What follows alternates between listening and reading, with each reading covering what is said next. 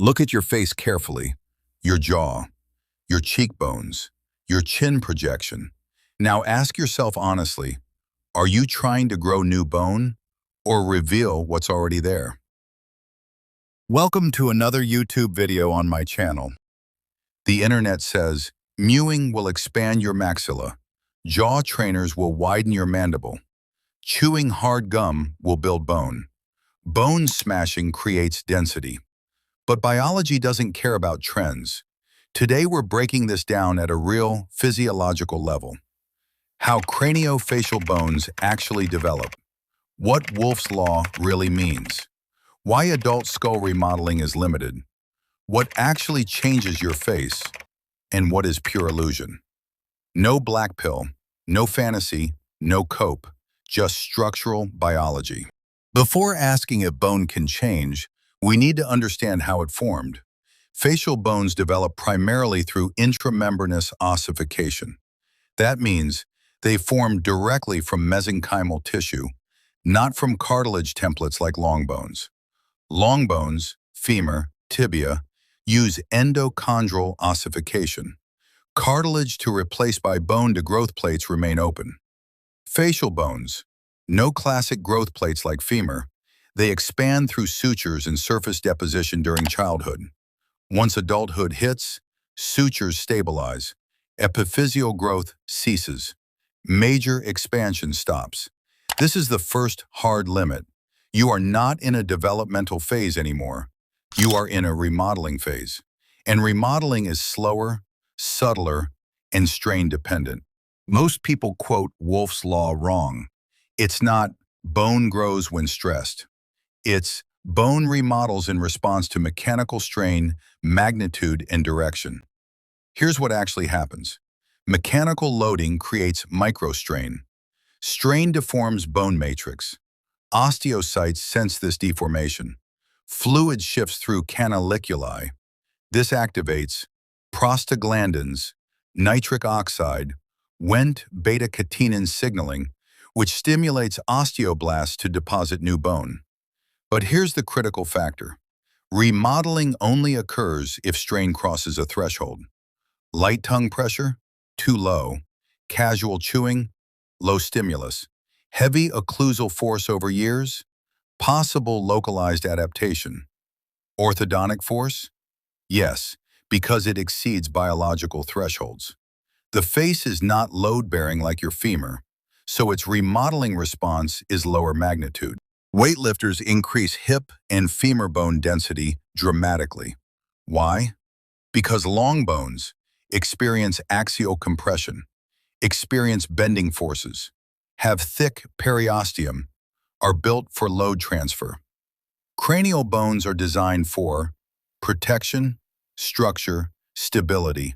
They are not meant for heavy dynamic loading, so adaptation magnitude is smaller. That's why systemic lifting increases bone mineral density more than facial geometry.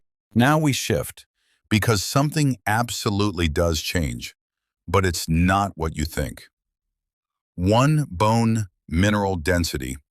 Heavy resistance training increases systemic BMD, higher testosterone plus IGF-1 plus mechanical loading equals denser skeletal system. Mandible cortical thickness may increase slightly over years, but millimeters, not centimeters. 2. Masseter hypertrophy. This is the big one. The masseter muscle hypertrophies like any skeletal muscle. Chewing resistance increases. Muscle fiber cross-sectional area. Muscle thickness at jaw angle. That widens the lower face visually. Muscle grows in months. Bone adapts in years. Most jaw transformation photos, muscle plus fat loss. 3. Body fat reduction. Facial fat hides bone.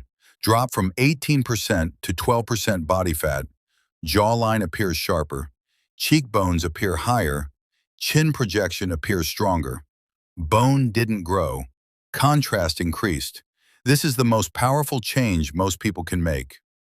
4. Posture and cervical alignment. Forward head posture blurs jaw angle. Correct posture, tightens submental area, improves mandibular angle appearance, changes facial projection in photos, positioning changes perception. Let's dismantle the big ones. Mewing for adult bone expansion. Tongue force in adults is generally insufficient to cause sutural expansion. In adolescence, yes, some influence possible. In adults, primarily postural and soft tissue effects. Bone smashing. Bone responds to controlled strain, not trauma. Repeated blunt trauma risks, microfractures, asymmetry, nerve damage. This is not mechanotransduction, it's injury. Jaw trainers at extreme force, excess load stresses, TMJ cartilage, joint disc, ligaments, muscle can grow, joint may suffer. Testosterone influences, periosteal bone formation, muscle hypertrophy, collagen synthesis. Higher testosterone during puberty creates wider mandible, stronger brow ridge, greater facial robustness. In adulthood, optimizing hormones improves muscle fullness, skin thickness, bone density, but does not recreate puberty-level skeletal growth. If your goal is maximum facial structural improvement, here's the hierarchy. 1. Reach 10 to 14% body fat. 2. Lift heavy, systemic BMD stimulus. 3. Moderate jaw resistance training. 4. Fix posture. 5. Sleep 7 to 9 hours. 6. Optimize nutrition, calcium, D, K2, magnesium. Timeline, 3 to 6 months leads to major visual sharpening. 1 to 2 years leads to muscle maturity. 3 to 5 years leads to slight skeletal density improvements. You cannot redesign your skull. You are not in a growth phase. You are in an adaptation phase. And adaptation works within biological boundaries. Your face is a structure, and structures respond to hormones, mechanical strain, fat levels, time. Stop chasing structural fantasy. Start optimizing physiological reality. Because the difference between average and sharp is rarely new bone. It's revealed structure. If you want deeper breakdowns like this, bone density, hormone ceilings, anime versus real biology, or if you want next the face optimizing diet guide, please tell me in the comment section. Subscribe. We build reality here.